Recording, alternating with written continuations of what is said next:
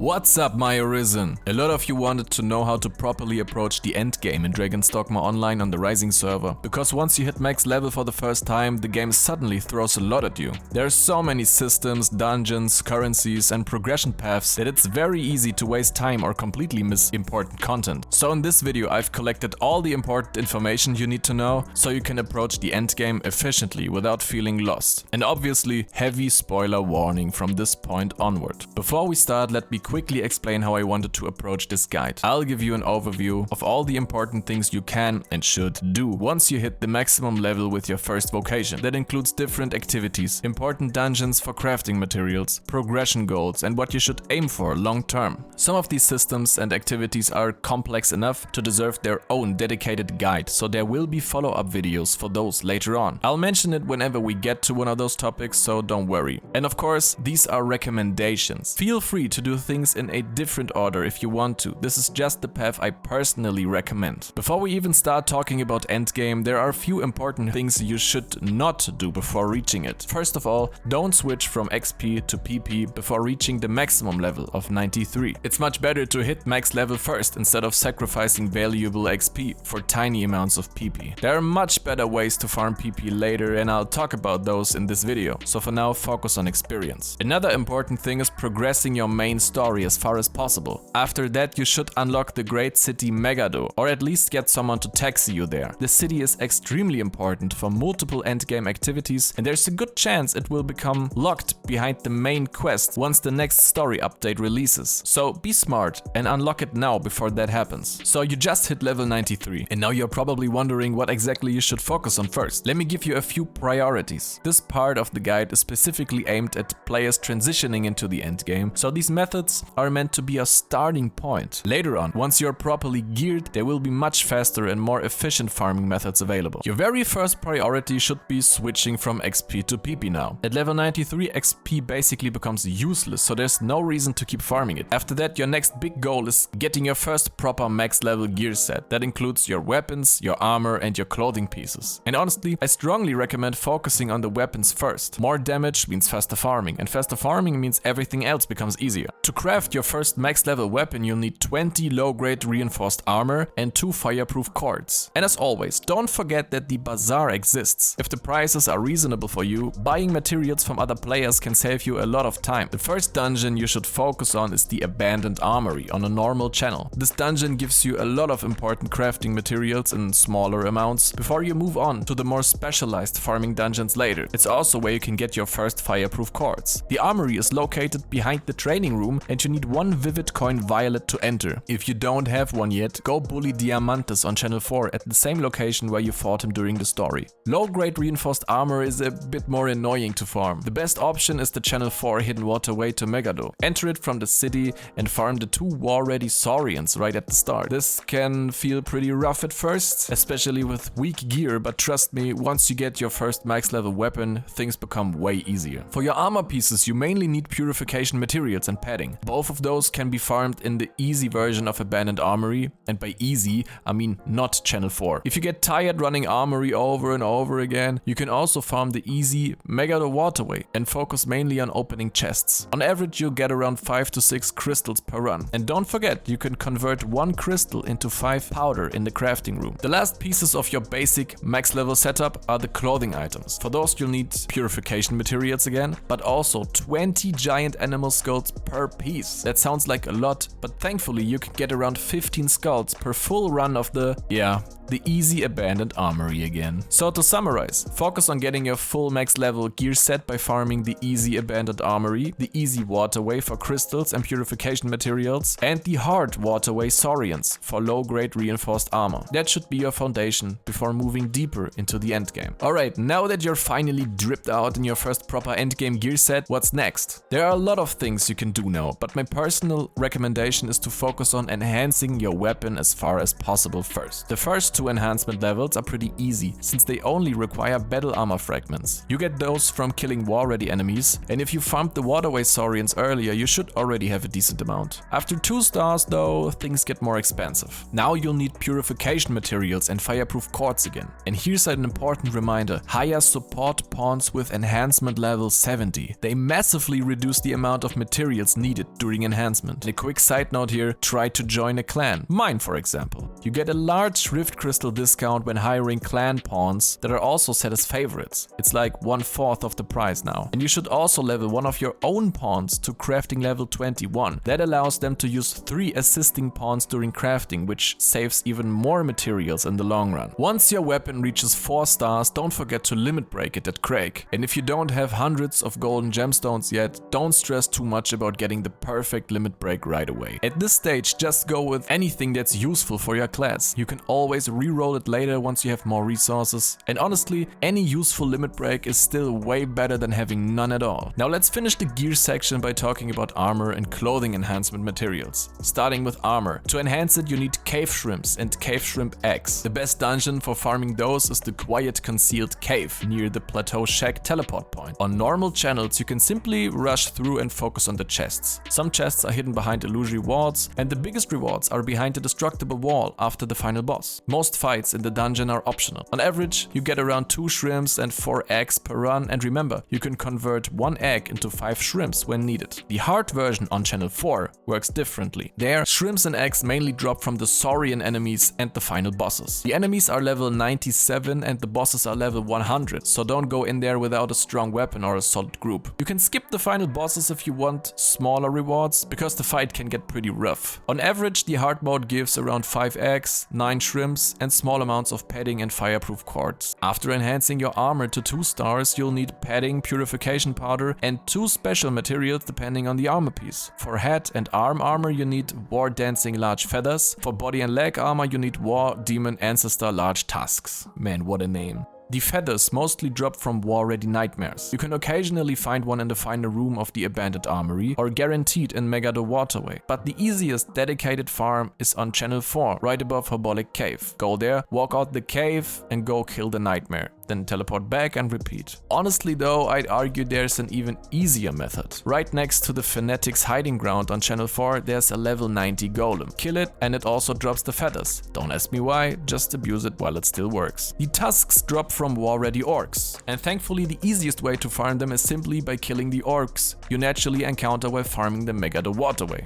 Now let's move on to the clothing enhancement. For those you need padding, fireproof cords and purification powder. We already talked about the powder, so let's focus on the other 2. Technically, both materials can be crafted, but the material costs are pretty brutal. You'll naturally get some from activities like Armory or the shrimp farm, but the fastest method by far is the Lovers Plus dungeon on channel 4 behind the training room. This dungeon throws you into a room with 4 dragons, and honestly it's complete fucking chaos. But if you have Dragon Slayer bracelets or a few friends helping you, it's definitely manageable. Just keep in mind your weapons will carry most of the damage here, so enhance it as far as possible before attempting this dungeon. You also need 10 violet coins to enter, but the dungeon rewards around 5 back through enemy drops. And after killing all dragons, you'll receive exactly 12 padding and 12 fireproof cords if you have auto loot enabled. And a quick bonus tip, Lavas Plus is also an excellent blood orb farm whenever the blood orb event is active on the Rising server. And once you're fully enhanced, now we can finally move on to the really interesting endgame content. You've probably already seen players sprinting around at the speed of light with a red glow around their hands. Those are the dashing earrings and your new addiction. Don't ask me why the earrings are on your hand so your legs can run faster, but trust me on this, once you get them you will never want to take them off again. Getting them in the endgame is actually pretty easy. To obtain them you need 20 extreme palm fragments, which you can exchange at Gregory for your vocation specific dashing earrings. You automatically get 5 fragments from the weekly login reward, so depending on how long you've been playing, you might already have enough, but if you don't, we can farm them on channel 4. For that you need area rank 13 in Breya Coast in order to unlock the Moltova ruins. Head to the lighthouse, jump into the well and make your way over there. Once inside, clear the bosses in both the main rooms and side rooms and then loot the chests for fragments. On average you'll get around 6 to 8 fragments per run. After that, head back to Gregory and become Sonic. Now let's talk about one of the most fun, most profitable, and because of that most popular endgame dungeons in the game, Erte Deenan. This dungeon is special on channel 4 because the bosses are randomized. That means the route itself always stays the same, but the bosses change every run, which keeps the dungeon surprisingly fresh even after farming it a lot. This dungeon honestly deserves its own dedicated guide, but let me at least give you the general idea. You'll usually want to run this with a group of other players. And yes, equip your dashing earrings because there's there's going to be a lot of running involved. You clear the necessary rooms, kill the bosses, vacuum up rewards with auto loot and move on as quickly as possible. The enemies range from level 92 to 97 and the rewards are honestly insane. This is the reason you'll probably end up farming this dungeon a lot. Per run you get around 5,000 high orbs, which can be exchanged into roughly 75,000 blood orbs, around 5,000 PP and sometimes, if you get lucky, black venom weapons. Those weapons are incredibly valuable because they're the best leveling weapons in the game. They're very strong and can be equipped from level 1, making them perfect for leveling additional vocations. You also get medals and coins used for collaboration gear and access to other dungeons, so yeah, this dungeon is absolutely worth spamming early in the end game. Like I said, I'll make a dedicated video for Erte Deenan later when we'll talk about routes, optimizations and tricks to squeeze even more rewards out of them. But for now, let's move on.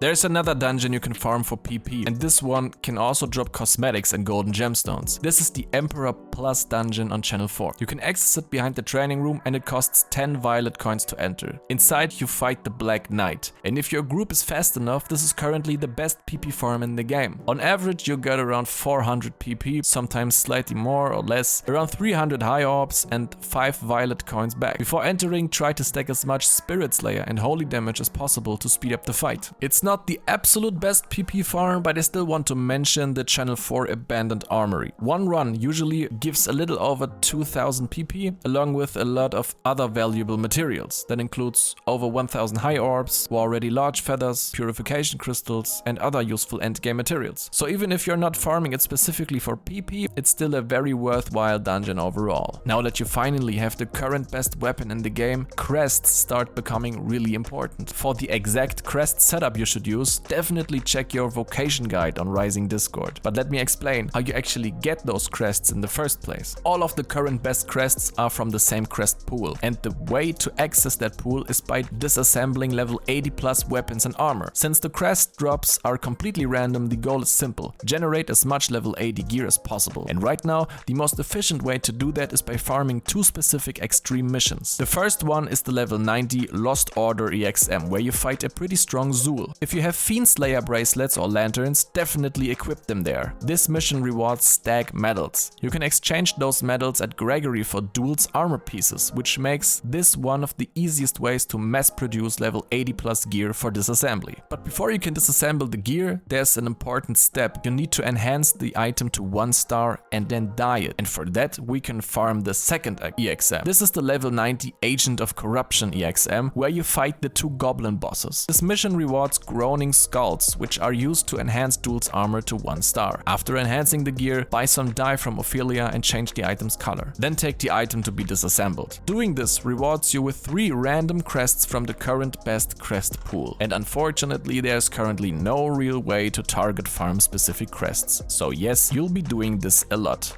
Welcome to Endgame. Another great source of free level 80 plus gear is your weekly epitaph runs. I already made a full guide covering epitaph roads and the best way to farm them, so make sure to check that out as well. Alright, now let's talk about 2 of the biggest and honestly most important things you'll eventually want to aim for in the endgame: Ifrit and box farming. Both of these topics absolutely deserve their own dedicated videos, but let me at least explain the basics for now. Let's start with Ifrit, because this is usually the first major endgame challenge you should work towards. Ifrit is one of the hardest but also one of the most fun extreme missions currently available. And when it comes to rewards, this is by far the best golden gemstone farm in the game right now. Nothing else comes even close. A single run rewards 800 high orbs and 12 to sometimes 15 golden gemstones. That's exactly why many players, including my whole clan, run Ifrit every single week. The fight itself is genuinely fun, and after the buffs from one of the recent updates, Ifrit became a real gear check. This is one of those encounters where your build, your gear and your mechanics actually matter, so it's definitely something you should work toward as an endgame goal. I'll cover all the details about the fight, mechanics and player roles in a separate guide later on, so stay tuned for that.